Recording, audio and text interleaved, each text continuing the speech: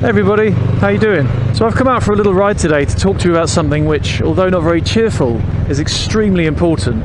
So at the risk of sounding like Bono, believing that I can single-handedly save the world, don't go anywhere, because what I'm about to tell you could potentially change your life, could even save a life, could perhaps even save your life.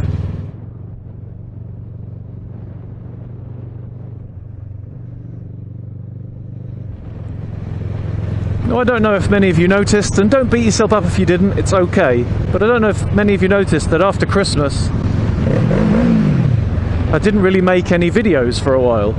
Kind of just stayed quiet, didn't really do much, didn't say anything on Twitter, and that's just because I just really wasn't in the mood to be outgoing, to be creative, to be entertaining or funny in any way whatsoever. And the reason for that is that during the Christmas period our family suffered an absolutely massive shock when my cousin Josh tragically and suddenly passed away due to sepsis. Now Josh, in all of his 24 years of age, was just such a big person. He was, I mean, literally, he was huge. He was 6'6". The guy was a mountain. But at the same time, he was the funniest, he was the kindest, he was the best of all of us. He was just the most amazing guy. There wasn't a person on the planet that had met him that didn't like him, and I don't think there's a person on the planet who would meet him and wouldn't like him. As a big guy, he had a big appetite, and quite naturally was mildly obsessed with his mum's cakes, which she baked so often it seemed like she had a sadistic desire to tease him in his constant battle to stay fit. And he used to justify the cake eating by saying that they're great gym food because there's eggs in there, and eggs is protein. Now Josh used to spend quite a lot of time in the gym, but he used to keep himself motivated with sayings like, cheat on your girlfriends, not on your workouts, and a slightly worrying love of S Club 7 to keep himself pumped up. Holy crap, that is a t-shirt. Jesus, you wouldn't miss him with your eyes closed, would you? But other than working out, Josh liked nothing more than just jumping on Photoshop and superimposing his face onto other quite interesting scenarios. One of my favourites was where he put his face on a unicorn, with which he also had a very warm affiliation. But amazingly, unbelievably, and just plain wrongly, Josh is no longer with us. Me and one of my brothers used to play Xbox with him quite frequently. And now, every time I log on to my Xbox account, the Xbox tells me possibly the saddest thing that a computer has ever told me in my life. Josh is offline. And it's and he's left a hole in all of our lives, which we're just never really going to be able to fill. Such was the size of his character and the light that he brought into this world. It's a sadder place without him.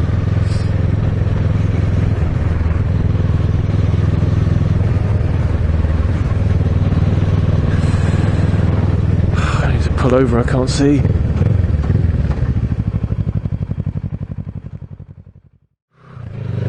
Right, sorry about that. Back on track.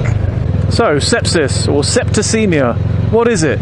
It's when your body has an abnormal reaction to an infection, and that reaction then causes your immune system to cause damage to your internal organs and tissues. These infections can come from everyday bacteria which is around us all day, every day, but if it gets into the wrong part at the wrong time and your body reacts in the wrong way, sepsis is what occurs. And this can come from having chest infection like pneumonia, or just through cuts and wounds, or even from ulcers and things like that. There are legion ways that you can get an infection, but it's what happens when that infection takes hold which is the dangerous part. Currently in the UK there are 150,000 cases of sepsis every year, and out of those 150,000 cases there are 44,000 deaths. Now that's more than prostate, bowel and breast cancer combined. I didn't know that before all of this happened. So what can we do about it? Well, the crazy thing is, we already know how to get rid of it. A carefully concocted blend of antibiotics delivered straight into the blood system can get rid of pretty much all of the infections. The main problem and the reason why the death toll is so high is awareness. People don't know that they're in trouble. People don't know that their loved one is in trouble. They don't know that danger is literally knocking on the door and the clock is ticking. And this is where the Sepsis Trust comes in. It's their mission to increase awareness of this problem and to teach people and to teach hospitals and to teach medical professionals how to spot when things aren't right and you need to be taking action. So how do you spot it? Well, the symptoms of septicemia, that's a hell of a mouthful. The symptoms of septicemia. The symptoms of sepsis begin as flu-like symptoms, which annoyingly for us as humans mean the symptoms begin much like many other life-threatening diseases and illnesses out there. But if alongside flu-like symptoms you start to notice slurred speech, extreme shivering or extreme muscle pain, not going to the toilet for 18 to 24 hours, which is due to your kidneys not working properly because of the infection affecting their function. If the skin is bluish, pale, mottled, clammy, another symptom that the Sepsis Trust notes is just the feeling that something is severely wrong. Something's not right. It's not an ordinary flu, it's not an ordinary cut, it's not an ordinary injury. And if that's the case, get yourself, get whoever it is, straight to emergency care as soon as you possibly can. They can get a blood test and they can figure out pretty quickly whether they need to be getting some serious medical help as soon as possible. The saddest thing of all about our case, about Josh's case, is that if we'd just known sooner what was going on, there's a very strong chance he might still be here. Because time and speed really is the most effective treatment of it. They need to get help as quick as possible. Another shocking fact is that somebody who's suffering from sepsis is 5 times more likely to die than somebody who's had a heart attack. So there you go, that's the story, that's the illness, that's what you need to do. But here comes the rub. What can you do to help? Well, it's funny you should ask, because there is actually something you can do to help. My brother Richard, you can find him on Twitter under @PagerMonkey. He is running in the Nottingham Marathon on the 25th of September, and he's raising money for the Sepsis Trust UK.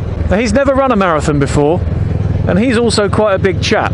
He's a better runner than I am, but he's definitely not genetically predisposed to marathons, that's for sure, at 6'4" and 16 stone. Now, the Sepsis Trust says that for every £90 that they raise, they can save one life through their awareness campaigns, through their teaching, through their ongoing efforts to mend sepsis.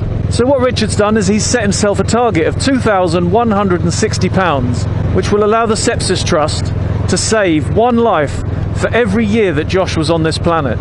So if you could see fit to go to Richard's Just Giving page and sponsor him for his marathon of however much you like, even the tiniest little bit would just mean so much to me, to my family, to know that in Josh's memory we can help to save other lives and avoid people having to go through what we all went through with Josh. That's not something that should ever have to happen. And also because Josh was such a fun-loving, life-affirming, everything-enjoying kind of a guy, his family have started the hashtag #BeMoreJosh. So if you write anything about this video on Twitter, if you share it on Facebook, if you do anything, if you could just use the hashtag #BeMoreJosh, that would also be fantastic, so we can all keep an eye on where it's going and see where Josh's story is finding its way to. So that's it from me. I'm going to leave you with some advice that Josh once posted for all of his avid and dedicated social media followers. Don't be a follower. Unless you're lost in the woods and there's somebody there who knows the way, then follow him. But otherwise, don't. Be a leader.